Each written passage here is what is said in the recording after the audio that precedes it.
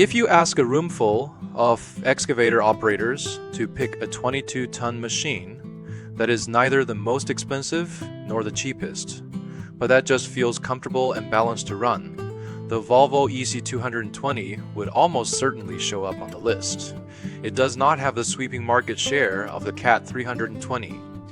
It is not scattered across every corner of the globe the way the Komatsu PC200 is, and it has not become the outright industry standard in many regions, the way the Hitachi ZX200 has. Its population is on the smaller side among the Big Four families, and yet it has a batch of users whose loyalty is honestly startling. A lot of people who have run an EC220, even after switching to another brand years later, still find themselves reminiscing about that cab, that hydraulic feel, and that unhurried. Take it all in stride composure it has when it works. So today, let us sit down and really talk about this Nordic gentleman of the construction machinery world. In the 22-ton class, the most fiercely contested golden tonnage, most brands are busy competing over who is stronger and who can gnaw through the hardest bones. But Volvo took a different road. It leaned on extremely high fuel economy, plus a cab as comfortable as home. And on the job site, it earned itself a nickname. The Moby office on tracks. Just one look at that iron gray work attachment, paired with a bright yellow body, and you can feel the flavor of industrial strength blended with modern design. The cab lines are soft, and the window glass is unusually large, and that is not just for looks. It is so the operator gets a genuinely wide field of view while working. And once it actually gets moving on site, that flowing, water-like coordination is Volvo's most direct calling card. All of this has to start with cross-border acquisition, wind the clock back to the late 1990s. A lot of people know Volvo for building trucks and cars, but they do not realize Volvo got into the excavator business fairly late.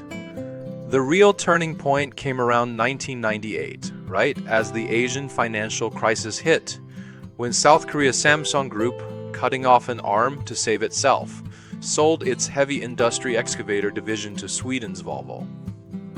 Honestly, plenty of people were skeptical of the match at the time, quietly muttering that European luxury car DNA and an Asian earth-moving hunk of iron. What sparks could those two possibly strike? But after Volvo took over the Changwon plant in Korea, it did something smart. It took the Nordic obsession with ergonomics and safety and worked it hard into the building of excavators. On one hand, it kept the nimble, responsive movements of the Asian machines, and on the other, it poured in Nordic style, durability, and comfort. The early classic EC210 came about exactly this way and opened the whole generation. And today's star, the EC220 is the backbone model that evolved and upgraded step by step from that EC210. So the story of the EC220 is in itself a condensed growing up story of Volvo construction equipment. Buying in the technology, slowly digesting and absorbing it, then developing on its own, and finally growing into what it is today. A quick aside here on why Volvo and pretty much every big manufacturer fights so hard over this 22-ton class. The logic is simple: make the machine a bit smaller and it lacks the muscle. Make it a bit bigger and the transport and running costs climb noticeably around 22 tons. Sits right in that sweet spot in the middle. It can dig earth, it can load trucks, and it can switch back and forth between road, municipal, mining, and construction sites. The kind of all-purpose workhorse that is useful just about anywhere. This is contested ground, so every brand piles its best stuff onto this tonnage. A lot of folks looking at a Volvo's nameplate or a used machine listing get a headache from the long string of letters trailing behind the name. A D series, an E series with L, N, and H, even an LD tacked on after that. Here is a point that is especially easy to get wrong. Volvo's naming is not like the Komatsu PC200 or the Hitachi ZX200, where it marches neatly down one generation after another. Those LN, NH, NL, NLD, and LR suffixes are, in many cases, Just different undercarriages or different work equipment configurations of the same generation of machine, not a brand new generation at all. What actually counts as a generation is the main line, EC220 to EC220B, EC220C, EC220D, EC220E. Those little letters are more like the same machine putting on different shoes and reaching out with different arms. Break the letters apart and it gets clear. L is the long undercarriage, more stable to travel on and better suited to heavier work. N is the narrow undercarriage, handy for getting in and out of tight country lanes, or for loading onto a flatbed without going over width. NH is the both narrow and heavy-duty reinforced undercarriage, made specifically for the brutal work of a quarry. NL is the narrow long version. NLD is the reinforced long undercarriage. And the LR everyone hears about is the long reach version, made specifically for dredging rivers, clearing silt, and trimming slopes. The kind of far-reaching but relatively light work. So a single EC220D branches out into the standard version. The long undercarriage EC220DL, the narrow undercarriage EC220DN, the narrow long EC220DNL, and the long reach EC220DLR. And by the EC220E generation, there is the EC220EL. EC220EN, EC220ENH, EC220ENLD, plus a specially reinforced heavy-duty version. The name only gains a couple of letters, but out on the job site the work it does is completely different. By the time the China 4 emissions era arrived, Volvo even rolled out the EC220 CN4 specifically for the Chinese market. And that was not a simple engine swap, but a deep localization upgrade across the whole hydraulic system, the electronic controls, and the cab. Run the whole line through once and it goes like this.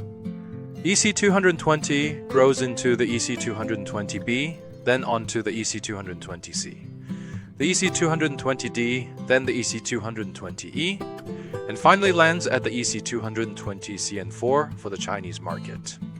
Each generation is not a tear it down and start over, but continuous refinement, a more fuel-efficient engine, faster hydraulic response, a quieter cab, more durable structural parts. The earliest EC220s are rarely seen now.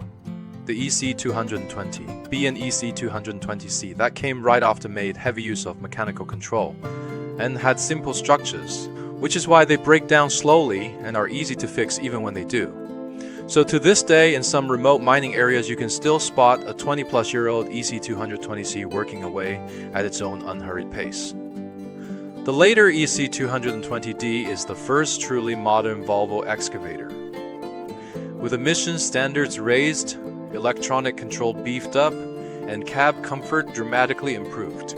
And it was where a lot of users first really felt the difference between Volvo and the Asian brands. If you say Hitachi is like a sharp scalpel, then Volvo is more like a luxury sedan. And that difference becomes especially obvious after an operator sits in the seat for a dozen-some hours straight.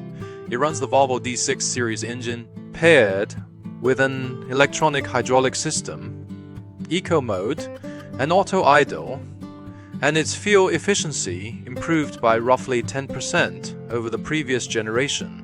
The EC220, that came later, is in the view of a lot of people in the trade, the most successful generation of the series.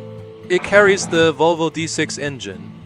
The hydraulics were re-optimized, the pump's input power was increased, the movements got more vigorous, and the cycle time got shorter, yet the fuel consumption dropped another 5% or so versus the previous generation. Its biggest label is 2 words: fuel saving. Some large construction firms have run the numbers specifically on this, and although per H-hour IT only seems to save a tiny bit, stacked up over several years, the gap is staggering. It was on the strength of this one trick that the EC220E built up a solid reputation in the international market. The EC220 CN4, meanwhile, is the China 4 new generation for the Chinese market, with fuel consumption about 15% lower than the O generation. Performance up by around 5%, and an operating weight a touch over 22 tons. The EC220's strengths are basically a mirror of Volvo's brand personality. The first is the cab visibility. Air conditioning, the seat, the control layout, all of it gets priority attention with one single goal: to tire the operator out less and make him more efficient. A lot of veteran operators say driving a Volvo is like driving a car, with the air suspension seat and the top-tier air conditioning. You can put in a full 10 hours without much complaining about a sore back. The second is ease of maintenance, and the Nordic folks really put their hearts into this one. Pop the hood and you will find the fuel filters, the oil filters, and the centralized grease points all lined up neatly at ground level, within arm's reach. And the mechanic does not even need to drag over a ladder. Standing on the ground, he can finish most of the daily checks. The third is the wide range of applications: breaker hammers, grapples, quick couplers, all kinds of bucket capacities and long reach setups are all fully covered, so it can switch freely among earth moving, truck loading, trenching, and demolition. Of course, no machine is perfect, and this Nordic aristocrat has its share of rich man's ailments that give people headaches. The most famous one is how extremely picky it is about fuel.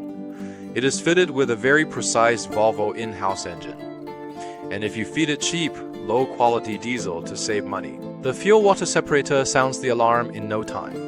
And in serious cases, it can directly ruin the injectors and put the whole machine into limp mode. It is a bit like making someone used to drinking purified water drink from a little ditch. Instead, they are bound to get an upset stomach. The second category, once the machine gets up in age, is the little tantrums of the electronic and sensor systems.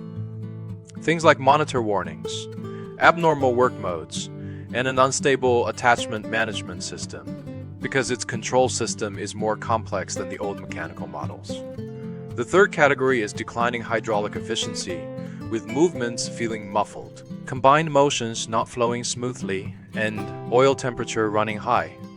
And then there is undercarriage wear, especially under heavy load conditions in mines and quarries, where reinforced undercarriage versions like the EC220 ENH and the heavy duty are tougher. Sure, but their repair costs climb right along with that. So do not see the word reinforced and assume it does not need looking after. On top of that, Volvo genuine parts are famously expensive in the trade, and once you are past the warranty period, running into a major component repair really does make the wallet ache. Its boom digging force also leans toward the gentle side. So if you insist on making it pound a breaker and gnaw hard rock day in and day out, its showing will not be as raw and brute as a cat or a Komatsu. There is a saying among mechanics that nails it: it is not necessarily the easiest machine to break, but once it does break, you had better come with a diagnostic computer. Flip that around, and it means the mechanical side is quite reliable, and the part that really tends to act up is the electronics. When users talk about the EC220, the words that come up most often are comfortable, steady, fuel-saving, and easy to maintain. For a boss, it is especially well suited to controlling total cost of ownership. Since starting with the EC220D, Volvo put fuel consumption, service intervals, and inspection efficiency right out on the table, openly talking about the long-term tab for operators. The praise centers on delicate control, a friendly cab, and coordinated movements. Heavy load users lean more toward the heavy-duty version, finding its structure solid and not prone to trouble. There is a vivid little phenomenon here. When used machine dealers take in a Volvo, a piece of trade law gets passed around that to size up a used Volvo, you close your eyes and feel around the cab, and you will know whether the original owner cherished it. Because the bosses who buy Volvo are willing to hire skilled veteran operators, and many of those operators have a habit that they must take off their shoes to get into the cab. So you can often find a used EC220 with 5,000 or 6,000 hours on it whose cab is still as clean inside as a new machine. This family heirloom style of treating the machine pushes the price of a well-maintained used unit right up. On the subject of market share in the global 22-ton class, the EC220 is not an outright mainstream player, and its share is usually clearly below CAT, Komatsu, and Hitachi in the Chinese used market. Its circulation volume is also far less than the Komatsu 200 and Hitachi 200 series, but in Europe, North America, and parts of the high-end construction market, it has a fairly stable group of devotees. New, it is especially popular with large enterprises, big rental outfits, and bosses who care about long-run fuel costs. In the used market, Volvo presents an interesting ecosystem.